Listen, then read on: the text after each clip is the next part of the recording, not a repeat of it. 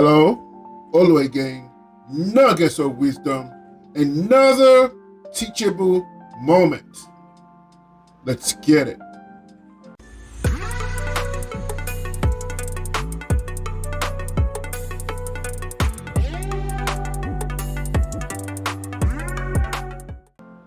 Welcome back.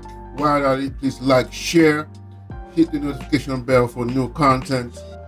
I'll be talking about something that has been dear to my heart, but I don't want to just keep on talking about it. So instead of we just wasting our time, let's just get into it very quickly. As black men, we will say we don't feel like we can be on our authentic selves because then we get attacked. So I can't show weakness because I don't want to be a mark. I can't show sadness because I'm supposed to be able to handle everything for everybody else. I can't show a level of anxiety and too much stress because then the people around me are going to get stressed out, and then what they going to do. But what's crazy for us is we can't even show good stuff. There are black men in here that know I can't be too happy because this fool gonna think I'm goofy. I can't show that I'm in love because then they gonna think I'm crazy, then somebody gonna weak me.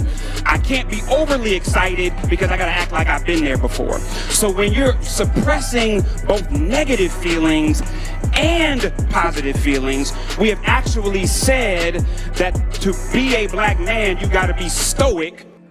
As you just heard what this brother just said, I don't think that this is just particular to black men. I think it's particular to men, period. But the emphasis here is on black men, but as from day to day, from day immemorial, men always have to perform. Men always have to do things that we cannot actually show our feelings per se. As what you said, you can't even show the good side of you. I'm not saying that's for everybody, but that's general consensus. We always have to check our energy around people. We always have to understand where, I understand that's life, and you can't always wash all your dirty linen in public, but it gets to a point, it is too much. It gets to a point, it's getting to the point whereby men are constantly being compared. Oh, he's a nerd. There was a thing going on the other day. Everybody kind of like a future, but they want to wrestle in as a husband. It doesn't make any sense because men are constantly going through issues from the day you were born as a male. Maybe you're on the school ground, the playground, you're constantly being compared to the next man. So, and this is dangerous. I'm not saying that I can control it, but I want us to bring it to the forefront. You see men who are public figures, when they show a soft side to them, people they become memes. People make fun of them. And this is actually crazy. We have to constantly bottle who we are inside of us. I always say that men have four kinds of emotions. Number one, we're happy. We're either going to be so happy and we look crazy like what he said. Secondly, we can be sad, right? The next one, the dangerous one, is indifferent. Because with the indifferent one, you are not really angry per se, you just basically have a blank face. And the last one is to be enraged. Those are the people who actually internalize their anger, their spirit to the point where these are the people who go to the place and shoot the place up. They're now enraged. They've passed through all those kind of emotions. They got to a point whereby their emotions cannot be in check anymore. They have to hurt somebody else. So I say this to say, my brothers and sisters, and my brothers in particular, because I look at my log of things, I have a lot of people around the world. I don't want you to look at this as a pigeonhole to black men. This is the issue with men, period. But if we look at our statistics here in the United States, yes, the suicide rate among black men is higher. And it's getting to a point that it is very serious. You always have to energy check yourself around people, especially women. I'm sorry to say this. You can't, it's almost when you're about somebody, you can't let your guard down. I'm not saying that's for everybody. I don't know everybody's relationship, but that is the notion. If you are not talking too much, you're too funny, you're too silly, you're too serious, you're too nerdy, you're too stoic. So it's very hard to know the balance. And people may say, yeah, if it's not for you, move on. But that's not the case. The case that we always have to be somebody else on a regular basis. I'm not saying people are not who they are, but that even takes time.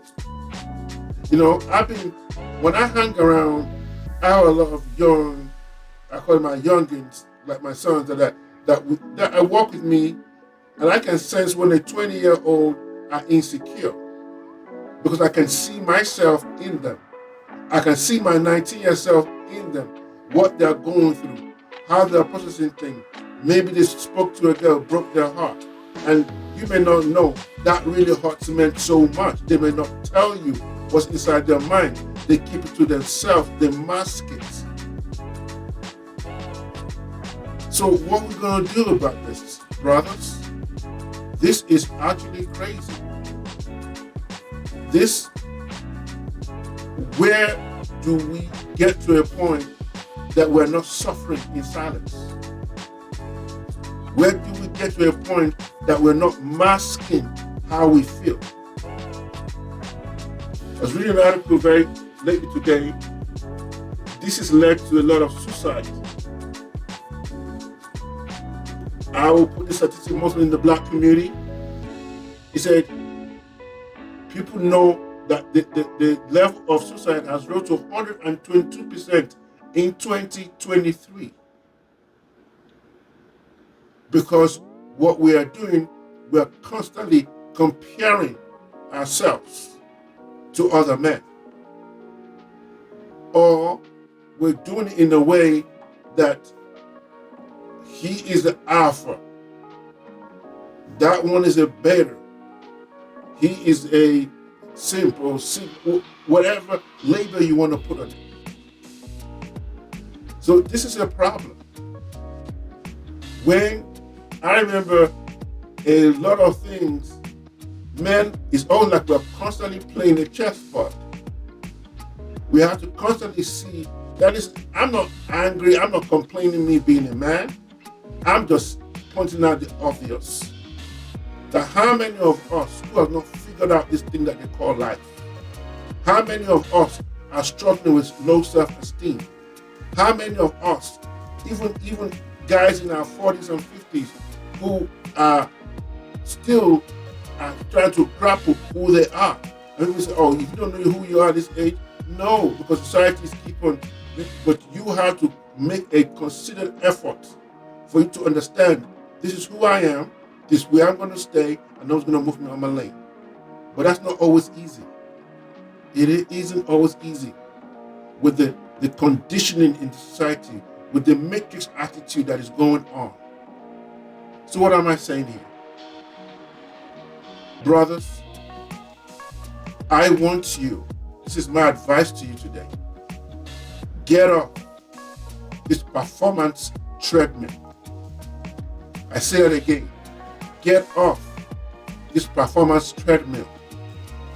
You need to, and the second thing you need to do, you need to choose a lane. If that is your lane, stay in your lane. Like the great Nipsey Hussle said, there is no traffic in your lane. Stay in your lane. Number 3, find a peer group that will be of value to you. Men understand men issues. I don't care what you say.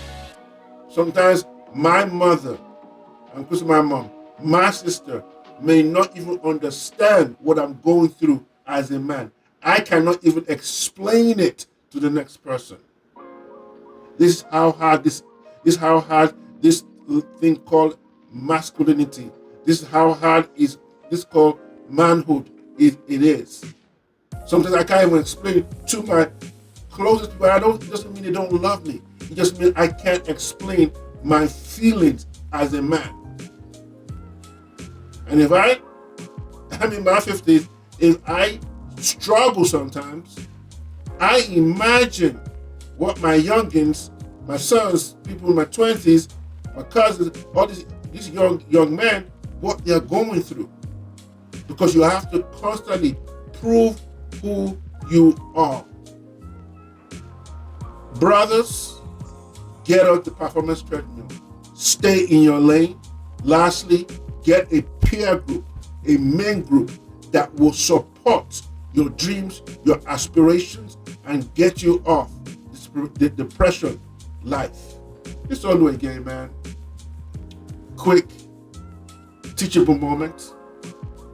If you didn't hear anything today, I want you to understand this. Get off, brothers, of the performance treadmill. God bless you. Nuggets of wisdom. I'm out.